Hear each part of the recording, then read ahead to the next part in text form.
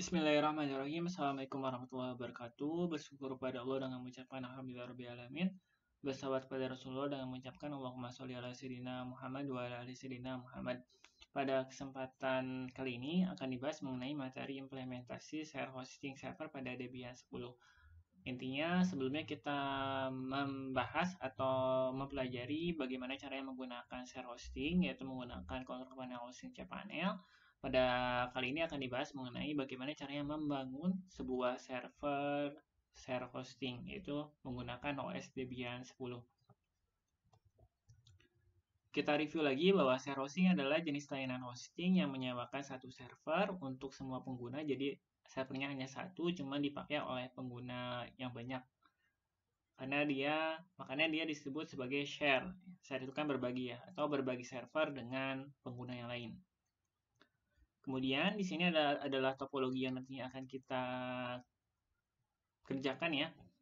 Di sini topologinya IP-nya nanti disesuaikan dengan network yang didapatkan oleh si komputer fisik ya. Di sini bisa dilihat ada cloud, yaitu internet, kemudian dari cloud ke router, dari router nanti ke switch, dari switch ke server. Server di sini menggunakan server virtual ya. Kemudian di sini adalah klien di mana klien ini adalah komputer yang akan kamu gunakan. Kemudian di sini ada virtual server. Jadi sebenarnya virtual servernya itu kondisinya di dalam si klien ini dengan menggunakan aplikasi, bisa menggunakan VMware atau bisa menggunakan yang namanya VirtualBox. Tapi kalau di topologi secara realnya sebenarnya seperti ini ya. Jadi dia memiliki server sendiri, server fisik, tetapi kita rubah ke server virtual, yaitu dengan menggunakan APK VirtualBox. Ya.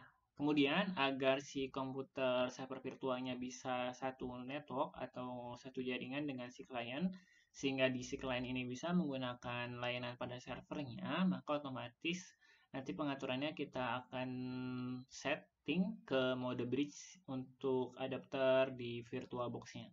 Ya. Di sini dijelaskan juga bahwa bridge adapter adalah memakai interface fisik jaringan yang ada pada PC seperti LAN card, jadi dia akan menggunakan interface fisik yang sama pada jaringan ini, jaringan si komputer kamu ya. Bisa menggunakan LAN card atau WiFi tergantung dari koneksinya. Kemudian digunakan jika ingin GUES-OS. GUES-OS ini adalah virtual servernya, bisa terkoneksi dengan jaringan real ya. Dengan jaringan real atau jaringan fisik dari si kliennya ini. Jadi nanti kita akan menggunakan yang namanya adapter bridge adapter. Atau cara mudah memahaminya, bridge itu kan artinya kalau di bahasa Indonesia kan adalah jembatan ya. Jadi dia akan menggunakan network yang sama sesuai dengan yang didapatkan oleh interface fisiknya. Kemudian di sini skemanya di mana akan menggunakan sistem operasi Debian 10. Kemudian untuk web servernya akan menggunakan paket APC2. Untuk DNS servernya menggunakan band 9, kemudian untuk FTP servernya menggunakan ProFTPD, dan database servernya menggunakan MariaDB server. Di mana nanti web servernya akan kita konfigurasi yaitu virtual host. Jadi setiap domain yang ada di dalam server tersebut memiliki tampilan yang berbeda.